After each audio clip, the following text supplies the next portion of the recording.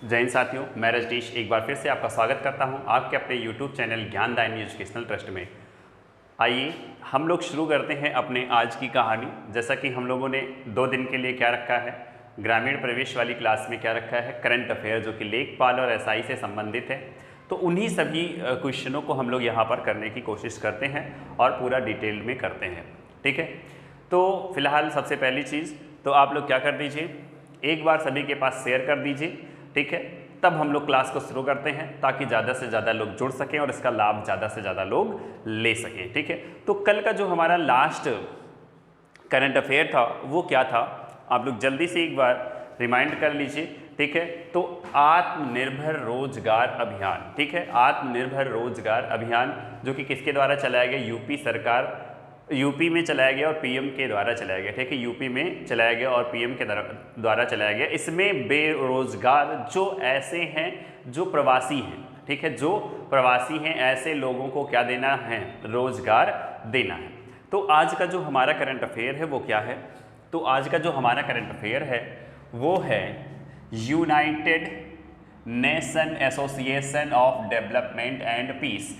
ठीक है, तो इसने क्या किया, अपना गुडविल ब्रांड एम्बेसडर नियुक्त किया। तो किसे नियुक्त किया, ठीक है, तो किसे नियुक्त किया, तो किसे नियुक्त किया, तो आप जल्दी से बताएंगे कि सर इन्होंने नियुक्त किया है एम नेत्रा को। ठीक है, किसे नियुक्त किया है, तो एम नेत्रा को। तो अभी क्वेश्चन पूछा जाएगा यम कि गुडविल ब्रांड एम्बेसडर कौन बनी, तो कौन बनी, एम नेत्रा। कितने वर्ष की है ये बच्ची, तो आप कहेंगे सर ये 13 वर्ष की बच्ची है। कहाँ की रहने वाली है, तो आप कहेंगे तमिलनाडु की रहने वाली है। ये क्यों बनाई गई, ये इतनी हाईलाइट क्यों हुई, क्योंकि इसने कोविड-19 के चलते गरीबों की मदद के लिए अपने पापा के साथ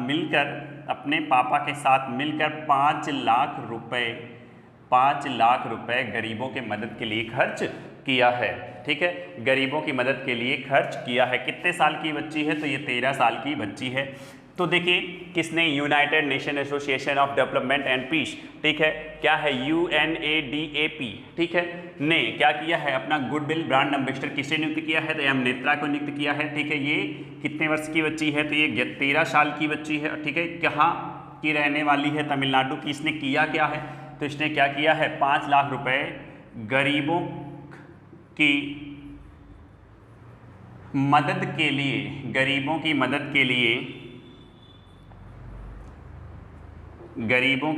के लिए क्या किया है, खर्च किया है। ठीक है, खर्च किया है। तो आज का जो पहला हमारा करंट अफेयर है यही है। ठीक है, तो ये काफ़ी इम्पोर्टेंट है, काफ़ी ही इम्पोर्टेंट है क्योंकि ये एकदम चर्चा में रही।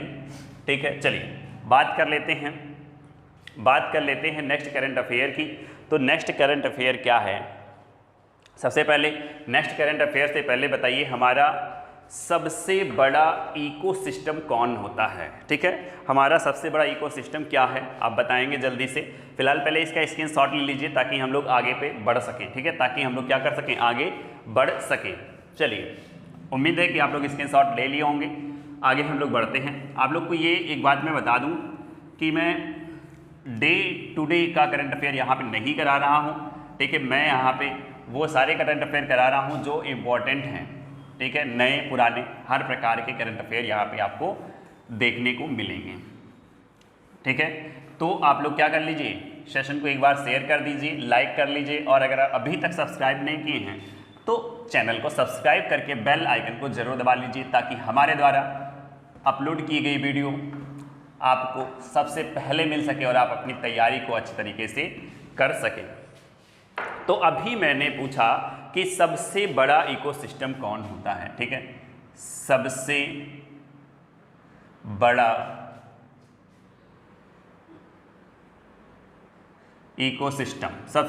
इकोसिस्टम क्या है, तो आप कहेंगे महासागर। ठीक है, सबसे बड़ा इकोसिस्टम क्या होता है, महासागर। तो अब जो ये महासागर है, तो विश्व महासागर दिवस कब मनाया जाता है, विश्व महासागर दिवस कब मनाया था। आप लोगों को एक बात बता दूं, यही सब आपके स्टैटिक जीके होते हैं। ठीक है, यही सब आपके क्या होते हैं, स्टैटिक जीके होते हैं। और आप लोगों को एक बात और अवगत करा दूं, स्टैटिक जीके के क्वेश्चंस जो है वो आपके प्रभात सर जो कि जीएस गुरु हैं लेके बहुत ही जल्द आने वाले हैं रक्षाबंधन के बाद। ठीक है, क्वेश्चन सेशन का एक क्लास आप लोगों के लिए लेके आ रहे हैं सर। तो अभी से ही सर की इस क्लास को प्रमोट करना आप लोग शुरू कर दीजिए। चलिए, तो विश्व महासागर दिवस कब मनाया जाता है? तो आप कहेंगे कि विश्व महासागर 8 जून को मनाया गया। ठीक है, 8 जून को मनाया जाता है। और जो ये आधिकारिक तौर पे मनाना शुरू किया गया, विश्व महासागर दिवस जो आधिकारिक तौर पे मनाना शुरू किया गया, वो कब से मनाना शुरू किया गया? तो 2008 से विश्व महासागर दिवस आधिकारिक तौर पे मनाना शुरू किया गया। अब सबसे बड़ी बात आती है कि इस दिवस का जो अब की बार का थीम था, जो अब की बार की विषय थी, वो क्या था? सबसे इंपॉर्टेंट चीज यही है, सबसे इंपॉर्टेंट चीज यही है कि थीम क्या है। तो थीम आप लोग हमेशा याद रखना। ठीक है, तो क्या है थीम? क्या है आप जल्दी से कमेंट करके बताइए, क्या है थीम? जल्दी से आप लोग कमेंट करके बताइए क्या है। सतत महासागरों के लिए नवाचार। ठीक है, सतत महासागरों के लिए नवाचार। ठीक है, सतत महासागरों के लिए नवाचार। अब देखिए, ये कभी कभी हिंदी में नहीं पूछता है, अंग्रेजी में पूछता है, तो इसकी अंग्रेजी क्या होगी मैं आप लोगों को बता दे रहा हूँ। ठीक है, innovation for a sustainable ocean. ठीक है, innovation for a sustainable ocean. ठीक है, बात को एकदम ध्यान से लिख लीजिएगा। ठीक है, मैं यहाँ पे उसे दोबारा नहीं लिखूंगा क्योंकि टाइम ज़्यादा लगेगा। ठीक है, आप लोगों को भी और हमें भी। तो मैंने यहाँ पे आपको बता दिया। अब ये क्या करने के लिए किया गया, उद्देश्य क्या है, इसका उद्देश्य क्या है, इसका उद्देश्य क्या है? तो आप इसका उद्देश्य बताएंगे, लोगों को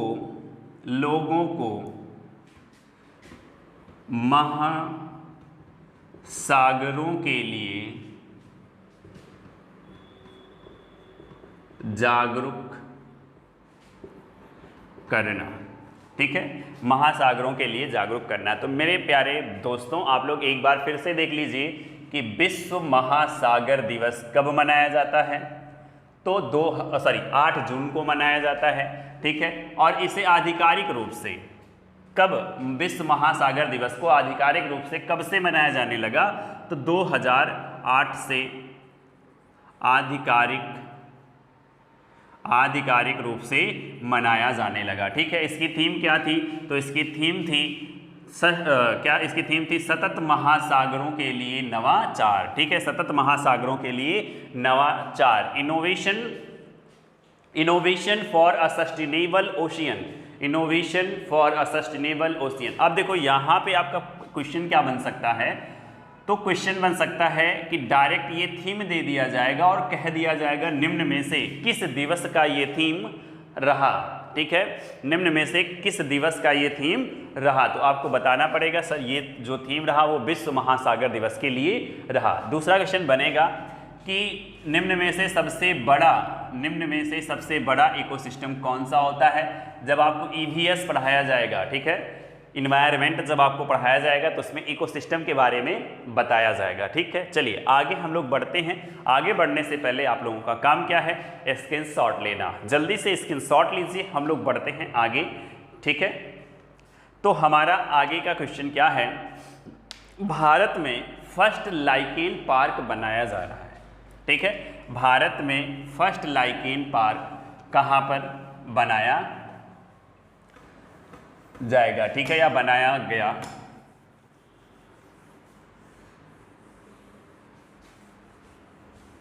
जल्दी से आप लोग कमेंट करिए कहाँ पर बनाया गया। अब आप लोगों को हिंट देता हूँ। ठीक है, आप लोगों को एक हिंट देता हूँ, आप लोग जल्दी से कमेंट करिए कि जहाँ पर बनाया गया है, ठीक है, ये जहाँ पर बनाया गया है वहाँ पर सेकेंड ट्यूलिप गार्डन है।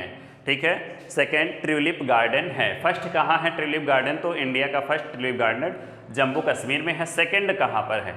ठीक है, भारत का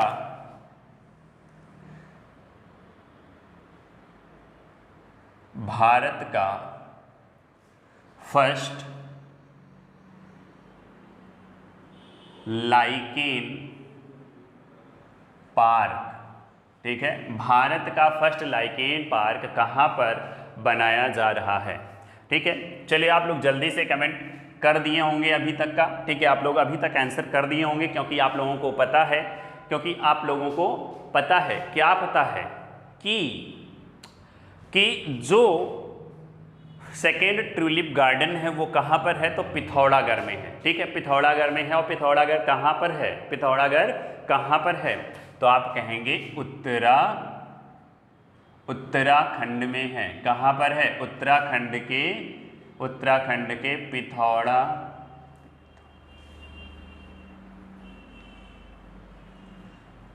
पिथौरागढ़ में। ठीक है, उत्तराखंड के पिथौरागढ़ में बनाया जा रहा है। ठीक है, क्या करने के लिए, तो लाइकेन को सुरक्षित करने के लिए, लाइकेन को बचाने के लिए। ठीक है, लाइकेन को बचाने के लिए। यहीं पे क्या है आपका सेकेंड ट्यूलिप गार्डन। ठीक है, ये भारत का पहला लाइकेन पार्क है, भारत का पहला लाइकेन पार्क है। ठीक है, तो उत्तराखंड के कहाँ पर है, तो पिथौरागढ़ जिले में है। ठीक है, कहाँ पर है, तो पिथौरागढ़ जिले में है। ठीक है, उत्तराखंड के। अब देखिए यहाँ से बात आती है कि सर ये लाइकेन होते क्या हैं, लाइकेन होते क्या हैं, तो लाइकेन जो होते हैं वो शैवाल प्लस कवक के संयुक्त रूप होते हैं। ठीक है, शैवाल और कवक के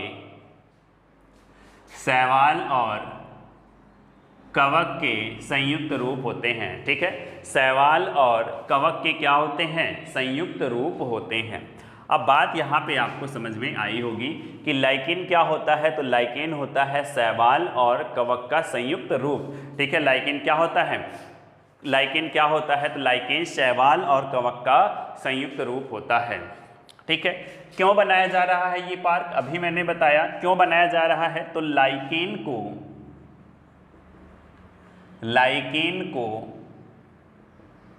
बचाने के लिए। ठीक है, क्यों बनाया जा रहा है, तो ये लाइकेन को बचाने के लिए बनाया जा रहा है। चलिए यहाँ तक आपकी बात आ गई समझ में कि सर लाइकेन को बचाने के लिए, लाइकेन को क्यों बचाया जा रहा है।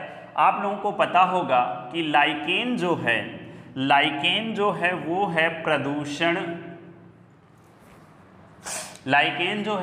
प्रदूषण सूचक। ठीक है, प्रदूषण सूचक यानी कि पॉल्यूशन इंडिकेटर है। ठीक है, पॉल्यूशन इंडिकेटर है, तो ये इंडिकेट करता है जहाँ पर पॉल्यूशन अधिक होता है, यानी कि जहाँ पर प्रदूषण अधिक होता है वो लाइकेन बताना शुरू कर देता है। ठीक है, जहाँ पे प्रदूषण की मात्रा अधिक होगी वहाँ से प्रदूषण क्या होना लाइकेन क्या होना शुरू कर देंगे, डिस्ट्रॉय होना शुरू कर देंगे, खत्म होना शुरू कर देंगे। ठीक है, तो ये क्या करते हैं, आप जानते हैं सूचक क्या है ना, आप जानते हैं जब आप बाइक चलाते हैं तो उसमें जलाते हैं, बगल में 2 लाइटें लगी होती हैं जिसे आप लोग क्या कहते हैं, इंडिकेटर। ठीक है, जब आपको जिधर मुड़ना होता है उधर की लाइट को जला लेते हैं कि इधर मुझे मुड़ना है, पीछे वाले सावधान हो जाओ। तो उसी प्रकार यहाँ पे जहाँ पे भी क्या होता है, प्रदूषण सबसे अधिक होता है, जहाँ पर भी प्रदूषण सबसे अधिक होता है वहाँ से जो लाइकेन होते हैं वो क्या करना शुरू कर देते हैं, डिस्ट्रॉय होना शुरू कर देते हैं। ठीक है, चलिए अब अगर बात कर लेते हैं कि सर कैसे, क्योंकि इसमें तो वायु प्रदूषण में, ठीक है, प्रदूषण में तो कई पॉल्यूटेंट होते हैं, प्रदूषण में तो कई पॉल्यूटेंट होते हैं यानी कि कई प्रदूषक होते हैं। तो जो कई प्रदूषक होते हैं उसमें से किससे ये रिएक्शन करना शुरू करता है, तो आप कहेंगे सर ये सल्फर डाइऑक्साइड यानी कि SO2। ठीक है, SO2 जिसे आप लोग क्या कहते हैं, सल्फर डाइऑक्साइड। ठीक है, सल्फर डाइऑक्साइड, और ये सल्फर डाइऑक्साइड से क्रिया करता है। और आप लोगों को इसी के तहत मैं आप लोगों को एक क्वेश्चन और मेरे दिमाग में आ गया, मैं आप लोगों को बता दे रहा हूं कि जो सल्फर डाइऑक्साइड है इसका उत्पादन, ठीक है, इसका उत्पादन विश्व में सबसे ज़्यादा कौन करता है, तो अपना प्यारा भारत। ठीक है, अपना प्यारा भारत क्या करता है, सबसे ज़्यादा, अपना प्यारा भारत सबसे ज़्यादा क्या करता है, SO2 का उत्पादन करता है, SO2 का उत्पादन करता है, ठीक है, सल्फर डाइऑक्साइड का उत्पादन करता है। अब चलिए बात कर लेते हैं यहाँ से निकलने वाले क्वेश्चन की, ठीक है, यहाँ से निकलने वाले क्वेश्चन की। चलिए देखिए, और सबसे पहले पूछा जाएगा भारत का फर्स्ट लाइकेन पार्क कहाँ बनाया गया, तो आप कह देंगे उत्तराखंड। नहीं ऑप्शन में तो कहाँ कहेंगे, पिथौरागढ़, ठीक है, पिथौरागढ़ में। और क्या है, तो आप कहेंगे सेकंड ट्यूलिप गार्डन, ठीक है। फर्स्ट कहाँ पे है, तो फर्स्ट जम्मू कश्मीर में है, फर्स्ट कहाँ है, जम्मू कश्मीर में है।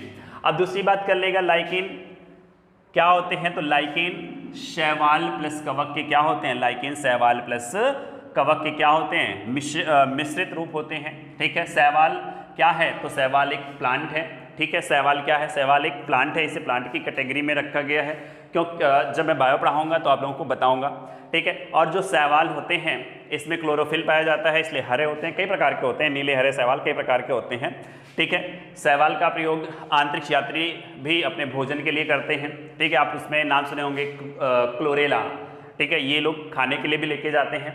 अब दूसरी बात क्या है, लाइकेन पार्क बनाया क्यों जा रहा है, तो लाइकेन पार्क जो है आपका बनाया जा रहा है लाइकेन को बचाने के लिए, ठीक है। ये है क्या, लाइकेन है क्या, तो प्रदूषण सूचक है, ठीक है, क्या है, प्रदूषण सूचक है। ये क्वेश्चन कई बार पेपर में पूछा गया है, ये क्वेश्चन कई बार पेपर में पूछा गया है कि निम्न में से प्रदूषण सूचक कौन होता है, निम्न में से प्रदूषण सूचक कौन होता है। ऑप्शन नंबर 1 शैवाल, ऑप्शन नंबर 2 कवक, ऑप्शन नंबर 3 ए व बी दोनों, ऑप्शन नंबर डी क्या है, lichen, option number D lichen. तो आपका आंसर क्या हो जाएगा, सही, लाइकेन, ठीक है। किस प्रदूषण कारक से ये रिएक्शन करता है, तो सल्फर डाइऑक्साइड से करता है, ठीक है। जहाँ पर प्रदूषण की मात्रा अधिक होगी वहाँ से लाइकेन क्या हो जाएंगे, डिस्ट्रॉय हो जाएंगे। इसका सल्फर डाइऑक्साइड का उत्पादन सबसे ज़्यादा कौन करता है, तो सल्फर डाइऑक्साइड का उत्पादन सबसे ज़्यादा विश्व में कौन कर रहा है, इस समय भारत कर रहा है, ठीक है, भारत कर रहा है। तो बात यहाँ तक आपको समझ में आई होगी। अगर बात आपको समझ में आई हो तो एक बार तो लाइक बनता ही है। चलिए आगे करते हैं नेक्स्ट क्वेश्चन की तरफ। फिलहाल आप लोग इसका क्या ले लीजिए, स्क्रीनशॉट ले लीजिए, ठीक है। अब चलिए बात कर लेते हैं नेक्स्ट क्वेश्चन की, जो बात कर लेते हैं जहाँ से क्वेश्चन बन सकता है, तो वो क्वेश्चन है आपका फीफा, ठीक है, फीफा। चलिए फीफा के बारे में आप लोग सबसे पहले बताइए, फीफा की स्थापना कब हुई। तो चलिए आप लोगों का देखिए, आप लोग बढ़िया से कमेंट करते रहिए, मैं आप लोगों का कमेंट देखता रहता हूँ, ठीक है, तो आप लोग कमेंट करते रहिए। तो सबसे पहली बात, तो इसकी स्थापना कब हुई, तो इसकी फीफा की स्थापना 1904 में हुई, ठीक है, फीफा की स्थापना 1904 में हुई। क्वेश्चन पूछा जाएगा कि फीफा की स्थापना तो 1904 में हुई, इसकी स्थापना 1904 में हुई, तो इसका हेडक्वार्टर कहाँ है, ठीक है, फीफा का हेडक्वार्टर कहाँ है, तो आप कहेंगे ज्यूरिख, ठीक है। फीफा का हेडक्वार्टर कहाँ पे है, फीफा का हेडक्वार्टर कहाँ पे है, तो आप कहेंगे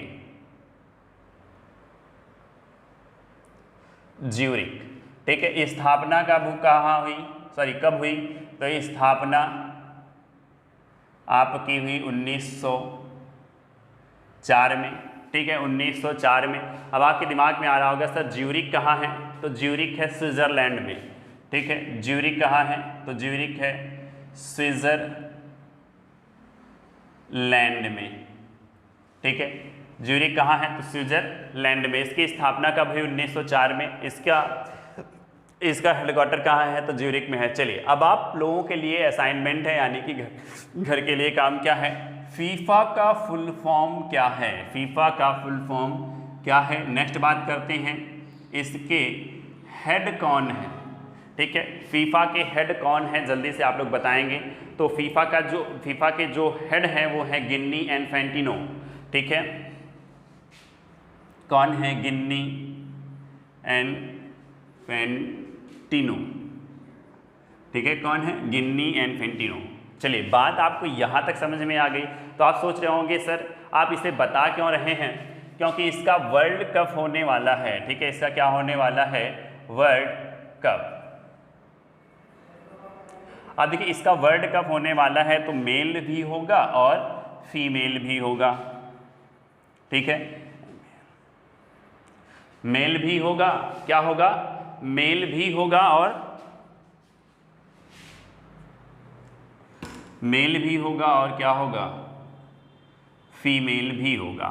तो बताइए मेल वर्ल्ड कप कब होगा, मेल वर्ल्ड कप कब होगा, तो 2022 में होगा, ठीक है, मेल वर्ल्ड कप कब होगा, 2022 में होगा, कतर में होगा, 2022 में होगा, कतर में होगा, ठीक है। इसका कब होगा, फीमेल का कब होगा, तो फीमेल का होगा भैया 2023 में, ठीक है, ऑस्ट्रेलिया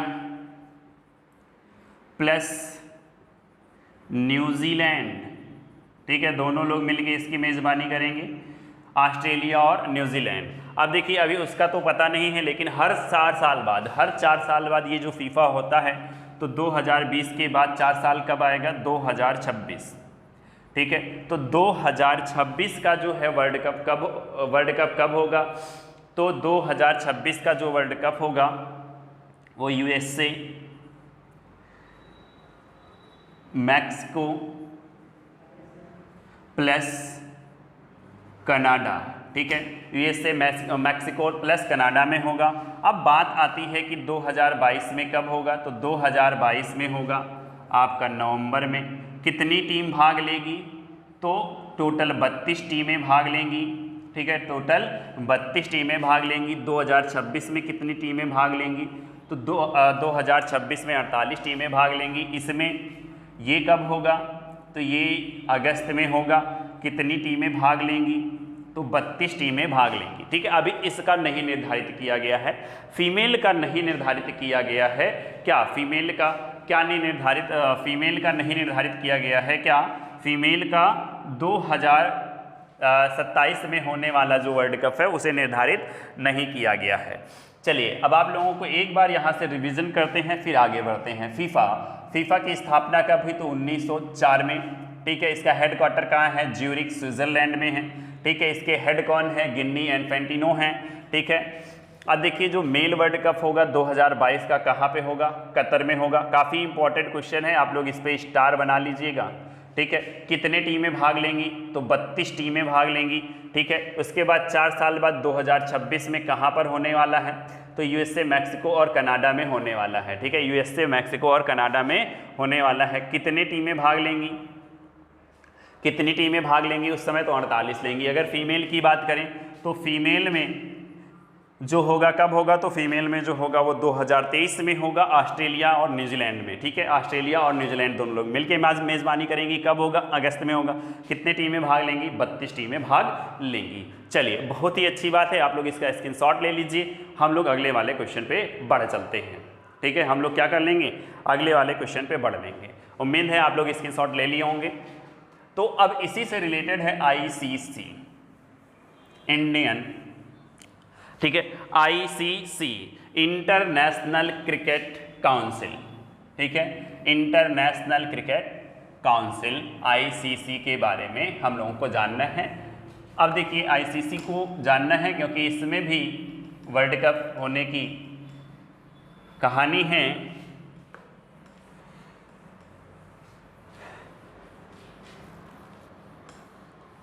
यहाँ से दो चीज़ें, इस ICC से दो चीज़ें काफ़ी इंपॉर्टेंट हैं क्योंकि इसके चेयरमैन और इसके CEO, ठीक है, ICC international cricket council, international cricket council.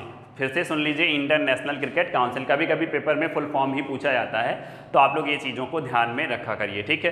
अब अगर इसकी बात करें, इसका हेडक्वार्टर कहाँ है, तो इसका हेडक्वार्टर जो है वो है दुबई में। इसका हेडक्वार्टर कहाँ है, तो इसका हेडक्वार्टर है भैया दुबई में, ठीक है। और फिर अगर हम लोग आगे बात कर लेते हैं, ठीक है, इसके चेयरमैन कौन है और इसके CEO कौन है और इसके CEO कौन है और इसके, आप लोग जल्दी से कमेंट करके बताइए, ठीक है, अतिरिक्त प्रभार कौन है, ठीक है, अतिरिक्त प्रभार कौन है। आप लोग जल्दी से बताइएगा भाई, कमेंट करके जल्दी से बताइए कि चेयरमैन कौन है, CEO कौन है। चेयरमैन और CEO दोनों के दोनों कौन हैं, इंडियन हैं, ठीक है। अतिरिक्त प्रभार की बात मैं बता दे रहा हूँ, कौन है? इमरान ख्वाजा, ठीक है, इमरान ख्वाजा। अब बताइए चेयरमैन कौन है, जल्दी से बताइए कमेंट करके चेयरमैन कौन है। तो चेयरमैन है शशांक मनोहर, ठीक है। चेयरमैन कौन है? शशांक मनोहर, ठीक है। चेयरमैन कौन है? शशांक मनोहर। और अगर हम लोग बात कर लें किसकी, अगर हम लोग बात कर लें सीईओ की, तो मनु सहानी, ठीक है, मनु सहानी। तो मनु सहानी क्या है? आप जल्दी से बताइए मनु सहानी क्या है? तो मनु सहानी है भैया सीईओ, ठीक है। मनु सहानी क्या है? सीईओ। और ये आप लोग जान लीजिए कि ये वाला भी इम्पॉर्टेंट है, क्योंकि ये दोनों के दोनों कहाँ के हैं? भारतीय हैं, क्योंकि ये दोनों के दोनों कहाँ हैं? कहाँ के हैं? भारतीय हैं। अब इसमें भी वर्ल्ड कप की अगर बात कर लें, वर्ल्ड कप की बात कर लें, ठीक है, दोनों की करेंगे, मेल की भी करेंगे और फीमेल भी करेंगे, ठीक है। मेल की भी करेंगे, फीमेल की भी करेंगे। ओडीआई की अगर बात करें, यहाँ पे भी ओडीआई की अगर हम लोग बात करें, यहाँ पे भी हम T20 की बात करें और यहाँ पे भी T20 की बात करें, तो क्या होगा? सबसे पहले मैं मेल के लिए बात कर लेता हूँ। तो मेल में कब होगा ओडीआई? तो 2023 में होगा अपने प्यारे भारत में, 2023 में होगा अपने पूरे भारत में होगा। पूरे भारत की बात मैं कर रहा हूँ, पूरे भारत में होगा, ठीक है। और इसका जो T20 मेल T20 है, इसका 2020 में ही नवंबर में, ठीक है, 2020 में ही नवंबर में। कब नवंबर में होगा? ठीक है, 2020 में नवंबर में होगा। कहाँ पे? ऑस्ट्रेलिया, ठीक है, ऑस्ट्रेलिया। कहाँ होगा? ऑस्ट्रेलिया में। अगर फीमेल की हम लोग बात करते हैं, किसकी बात कर लेते हैं? फीमेल की बात कर लेते हैं, तो ओडीआई कहाँ पे होगा? 2021 में, ठीक है, 2021 में। और 2021 में कहाँ पर? न्यूजीलैंड में, ठीक है। 2021 में कहाँ पे? तो न्यूजीलैंड में होगा, ठीक है, न्यूजीलैंड में होगा। अगर T20 की बात करते हैं तो 2020 में हो चुका है, ठीक है, 2020 में हो चुका है। स्टार्ट कब हुआ? तो स्टार्ट हुआ फरवरी में, ठीक है, स्टार्ट हुआ फरवरी में। अब समझ में आई बात? स्टार्ट कब हुआ? तो फरवरी में हुआ।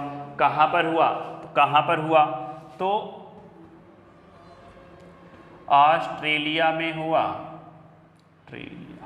ठीक है, ऑस्ट्रेलिया में हुआ। और विजयी कौन रहा?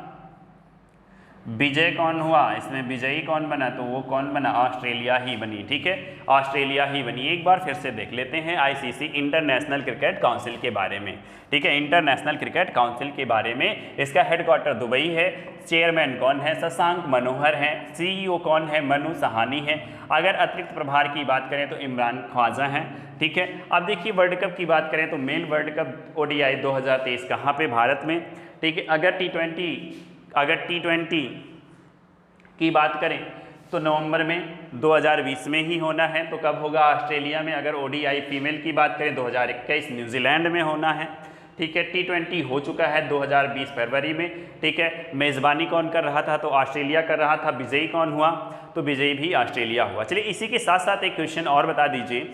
2022 की ही बात मैं यहाँ पे करूँगा, ठीक है। 23 की तो 2022 की बात कर रहा हूँ। तो 2022 में राष्ट्रमंडल खेल कॉमनवेल्थ गेम, ठीक है, राष्ट्रमंडल खेल कॉमनवेल्थ गेम जो है होना है वो कहाँ पर होगा? होना है वो कहाँ पर होगा? तो आप कहेंगे सर इंग्लैंड के बर्मिंघम में होगा, ठीक है। कहाँ पर होगा? तो इंग्लैंड के बर्मिंघम में होगा।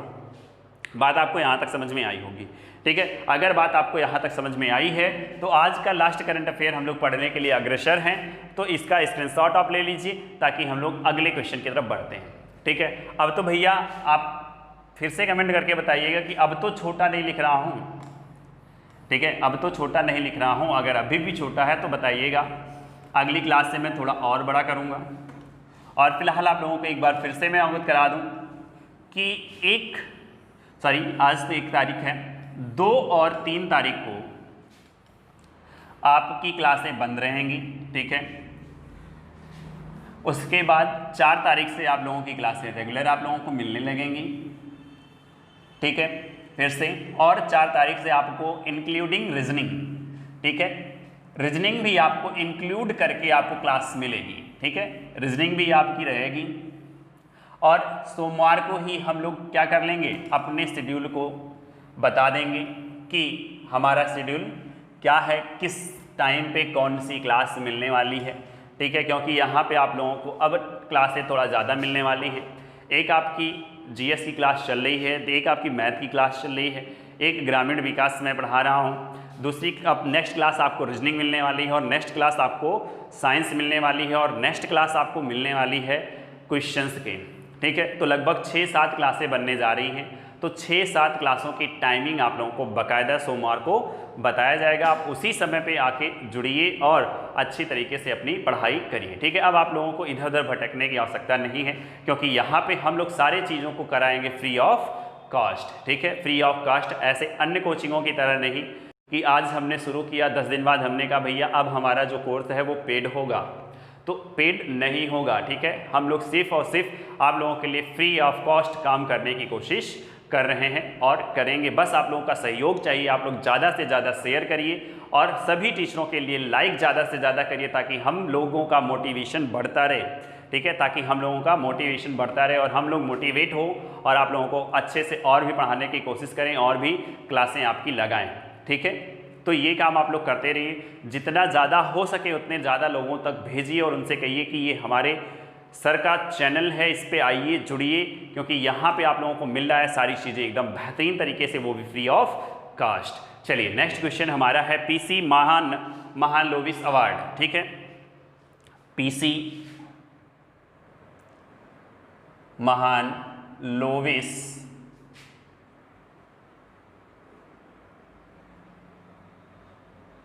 अवार्ड, ठीक है, पीसी महालनोबिस अवार्ड। तो आप यहाँ पे एक चीज़ जान लीजिए, पीसी का जो फुल फॉर्म है वो प्रबोध चंद, ठीक है, पीसी का जो फुल फॉर्म है वो प्रबोध चंद है। जो ये प्रबोध चंद जी हैं यानी कि महालनोबिस जी जो हैं, ये सांख्यिकी के जनक।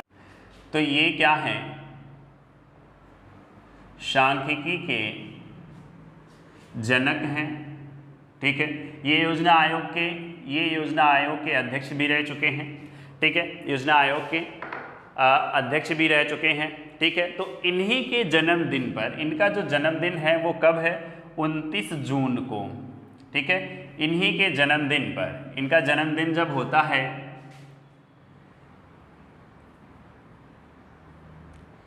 जन्म दिवस, ठीक है, इनके जन्म दिवस पर क्या मनाया जाता है, राष्ट्रीय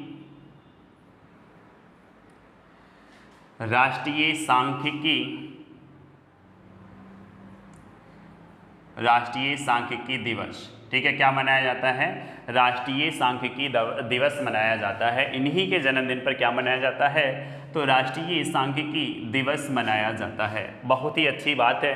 तो इन्हीं के जन्मदिन पे क्या मनाया जाता है, राष्ट्रीय सांख्यिकी दिवस मनाया जाता है। बात आती है कि ये अवार्ड मिला किसे, ये अवार्ड मिला किसे, और ये पहला अवार्ड है जो मिला है, ठीक है, ये पहला जो अवार्ड है वो मिला है। तो किसे मिला है, आप लोग जल्दी से कमेंट करके बताइए ये अवार्ड किसे मिला है। मैं आप लोगों को बता दे रहा हूँ कि ये पूर्व आरबीआई के गवर्नर भी रह चुके हैं जिन्हें मिला है, ठीक है, पूर्व आरबीआई के गवर्नर भी रह चुके हैं जिसे मिला है। तो उनका नाम क्या है, सी रंगराजन, ठीक है, सी रंगराजन।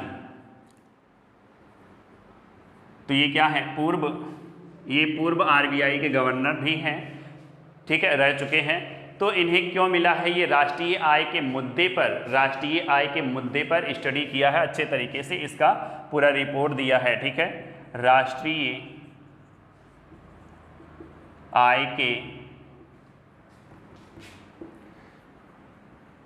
मुद्दे पर स्टडी करके इसका रिपोर्ट दिया है, इसलिए इनको क्या मिला है, इसलिए इनको पीसी महालोविस अवार्ड मिला है। ठीक है, प्रबोध चंद महालोविस अवार्ड। ठीक है, ये क्या है, तो ये सांख्यिकी के जनक हैं, ये योजना आयोग के अध्यक्ष भी रह चुके हैं। इनका जन्म कब हुआ, 29 जून को, और इनके जन्म दिवस पर मनाया क्या जाता है, तो इनके जन्म दिवस पर मनाया जाता है भैया मेरे, क्या मनाया जाता है, राष्ट्रीय सांख्यिकी दिवस मनाया जाता है, राष्ट्रीय सांख्यिकी दिवस मनाया जाता है। ठीक है, ये अवार्ड मिला किसे, और ये पहला अवार्ड मिला है, तो ये किसे मिला है, तो पहला अवार्ड क्या आ सकता है, पीसी महालोविस का पहला अवार्ड पाने वाले व्यक्ति कौन है, तो वो कौन है, सी रंगराजन।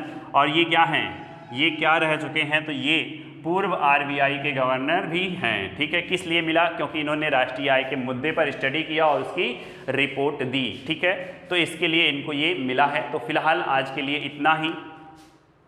ठीक है, फिलहाल आज के लिए इतना ही, हम लोग मिलते हैं नेक्स्ट सेशन में, तब तक के लिए जय हिंद। और आप लोगों को रक्षाबंधन की ढेर सारी शुभकामनाएं।